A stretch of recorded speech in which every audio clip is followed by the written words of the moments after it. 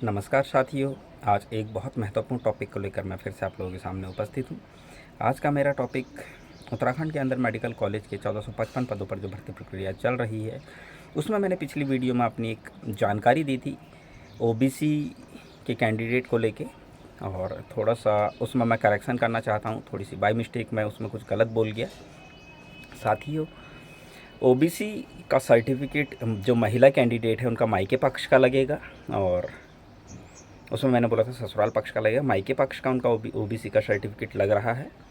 जो मायके से ओबीसी हैं उनका वही सर्टिफिकेट लगेगा। पिछली बार भी बहुत सारी महिलाओं ने अपने ससुराल पक्ष का लगाया था, लेकिन उनसे बाद में मायके पक्ष का ओबीसी सर्टिफिकेट मांगा गया था। तो इस चीज़ का खास तौर पर ध्यान देगी, मायके पक्ष का ओबीसी सर्टिफिकेट लगाना है, वही आपका मान्य होगा। और साथ ही दूसरी बात, बहुत सारे लोग आवेदन कर रहे हैं और गलतियां हो रही है, तो वो करेक्शन की डेट पूछ रहे थे। तो साथियों, मैं आपको बताना चाहता हूं, करेक्शन के लिए चिकित्सा चयन बोर्ड ने एक अपनी ईमेल आईडी दी है। उस ईमेल आईडी पर आपने ईमेल करना है और उसी के द्वारा आपकी जो मिस्टेक्स हैं उसको सही किया जाएगा। इसके लिए आप हेल्पलाइन ukmssb@gmail.com पर मेल करें, और वहीं से आपके जो भी फॉर्म में गलतियां होगी उसको करेक्ट किया जाएगा। और फिर से मैं आप लोगों को बताना चाहता हूं, हेल्पलाइन ukmssb@gmail.com, इस पर आप लोगों ने मेल करनी है। जो गलतियां हुई है उस गलतियों को उसमें बताना है और वो करेक्शन कर लिया जाएगा।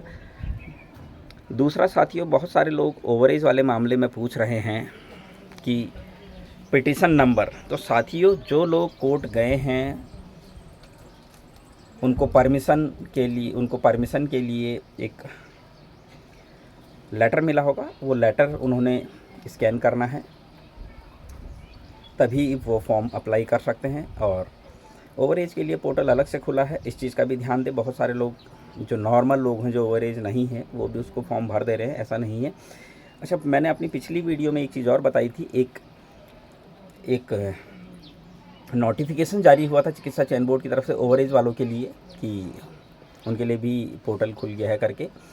तो उसको लेके बहुत सारे लोग कंफ्यूज हैं कि ये क्या है। तो मैं फिर से आप लोगों को बताना चाहता हूँ, वो सबके लिए नहीं, सिर्फ और सिर्फ उन लोगों के लिए जो ओवरेज हो चुके थे और माननीय उच्च न्यायालय की शरण में जाकर परमिशन लेके आए, उनके लिए वो है। बाकी लोगों के लिए वो नहीं है। तो इस चीज़ का खास तौर पर ध्यान दें कि वो ओवरेज वालों के लिए है, बाकी लोगों के लिए वो नहीं है। इस चीज़ का खास तौर पर आप सभी लोग ध्यान दें कि अननेसेसरी चीज़ों को नहीं उलझाना है। फॉर्म भरते समय हर एक चीज़ का बारीकी से ध्यान दें। गलत फॉर्म ना भरें, गलत तरीके से अप्लाई ना करें। बहुत सारे लोग गलत तरीके से अप्लाई कर रहे हैं, बाद में उनको दिक्कतें हो रही है। तो इस चीज़ का खास ध्यान दें कि फॉर्म गलत ना हो। जितना आपसे कहा गया है फॉर्म में, उतनी ही चीज़ें आप उसमें स्कैन करें। अपनी मर्ज़ी से चीज़ें स्कैन ना करें। बहुत सारे लोग हाई स्कूल इंटर की मार्कशीट भी स्कैन कर रहे हैं, जबकि कहा नहीं गया है। बहुत सारे लोग ये बोल रहे हैं कि ऑनलाइन हमने पहले हमारे पुराने डॉक्यूमेंट्स थे, अब हमने ऑनलाइन बना लिए हैं, कौन सा लगाएं। तो मैं आपको बताना चाहता हूँ, ऑनलाइन वाला लगाएं। जो पहले हाथ से जो डॉक्यूमेंट्स बनते थे अब उनको हटाकर जो आपने ऑनलाइन बना लिए हैं उनको आप सबमिट करें, वो ज़्यादा बेटर है। क्योंकि ऑनलाइन आपके डॉक्यूमेंट्स चेक करने में भी आसानी होगी गवर्नमेंट को। साथियों, एक चीज़ और मैं आप लोगों को बताना चाहता हूँ कि इस भर्ती प्रक्रिया को हल्के में ना लें। बहुत सारे लोग ये सोच रहे हैं कि हमारा यहाँ सिलेक्शन हो जाएगा। हम लगातार ओवरेज अदर स्टेट वाला मामला उठा रहे हैं, क्षतिज आरक्षण का मामला उठा रहे हैं कि हम लोग कोर्ट में इन मामलों को लेकर है, माननीय उच्च न्यायालय की शरण में है और हमने केस किया हुआ है। सभी लोग हमें फाइनेंशियली सपोर्ट करें, लेकिन कोई भी इस मामले में सीरियस नहीं है। ये बहुत दुख की बात है कि इतना बड़ा मुद्दा है। जैसा कि मैंने अपनी पिछली कई वीडियो में बताया कि 103 पद स्वास्थ्य विभाग के रोके गए हैं, 140 के करीब पद मेडिकल कॉलेज के रुक जाएंगे। लगभग आप समझिए 250 पद सीधे से ये रुक रहे हैं। अदर स्टेट वाले मामले में 44 पोस्टें वहाँ पर भी हैं, तो लगभग 300 पद ये रुक रहे हैं। इन 300 पदों को बचाना, बर्बाद होने से बचाना, ये हमारा काम है। ये हमारा नैतिक दायित्व है कि हम कैसे इन पदों पर अपने बेरोज़गार साथियों का सिलेक्शन करवाएं।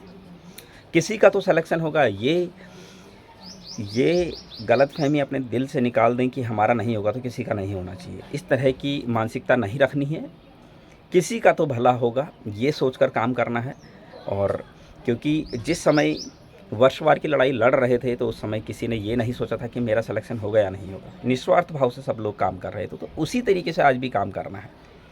अच्छा काम करेंगे तो अच्छा ही होगा, और गलत भाव रखेंगे तो फिर गलत ही होगा। तो वो लोग जिनका सिलेक्शन इन स्वास्थ्य विभाग के पदों पर 1564 पदों पर अभी हो सकता है, जो क्षैतिज आरक्षण वाली पोस्टें हैं, जो अदर स्टेट वाली पोस्टें हैं, उनमें हो सकता है उन लोगों को बढ़ चढ़ कर आगे आना चाहिए। और हाई कोर्ट में जो मामले चल रहे हैं, इन मामले में उन लोगों को भी सपोर्ट करना चाहिए। और वो लोग जिनका मेडिकल कॉलेज के पदों पर भी नंबर नहीं आ रहा है, जिनको लग रहा है कि हम यहाँ पर भी कहीं ना कहीं रह जाएंगे, उनको भी कोशिश करनी चाहिए। क्योंकि आप खुद सोचिए, स्वास्थ्य विभाग के लगभग 150 पद हैं, और 150 पद मेडिकल कॉलेज के, टोटल 300 पद बचाने का मतलब आप समझिए 300 लोगों को रोज़गार मिलेगा।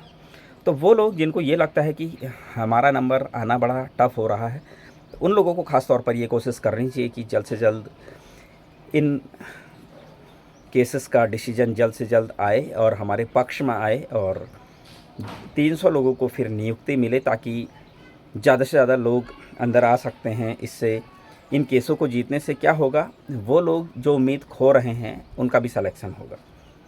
आप खुद सोचिए, जो 1 नंबर 2 नंबर से रहे, अगर ये क्षैतिज आरक्षण के पद और ओवर एज वाले मामले में अगर हमारे पक्ष में डिसीजन जल्दी आ गया होता तो उनका भी सिलेक्शन आज हो गया होता। लगभग 150 लोगों का सिलेक्शन स्वास्थ्य विभाग में हो गया होता, और 150 लोग मेडिकल कॉलेज में भी अंदर आ जाएंगे। तो ये बहुत बड़ा मुद्दा है, इसको छोटा मुद्दा ना समझे।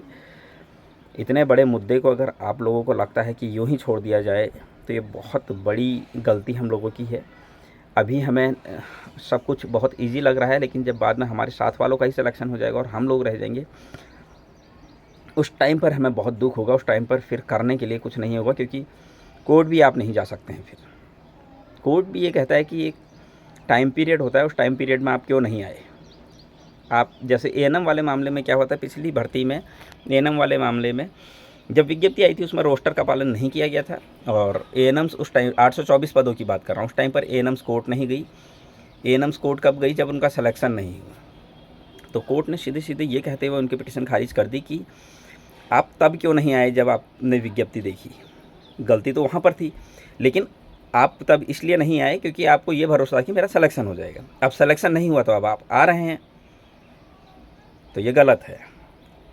ये कहते हुए माननीय उच्च न्यायालय ने उनकी पिटीशन खारिज कर दी थी, क्योंकि एक समय सीमा होती है, जब आपको गलत दिख गया है तो उसी समय आपको आना चाहिए। इसी तरीके से क्षैतिज आरक्षण वाले मामले में, ओवरएज वाले मामले में हमको जल्दी से जल्दी अर्जेंसी पर अर्जेंसी लगानी चाहिए, ताकि जल्द से जल्द इन मामलों का निस्तारण हो सके। माननीय उच्च न्यायालय जल्द से जल्द इन मामलों में डिसीजन दे सके, और जल्द से जल्द उत्तराखंड के अधिक से अधिक बेरोजगार नर्सेस को स्वास्थ्य विभाग में नियुक्ति मिल सके, मेडिकल कॉलेज में नियुक्ति मिल सके। साथियों, इसी तरीके की और भी जानकारी मैं आप लोगों के लिए आगे लेके आता रहूँगा। तब तक के लिए धन्यवाद।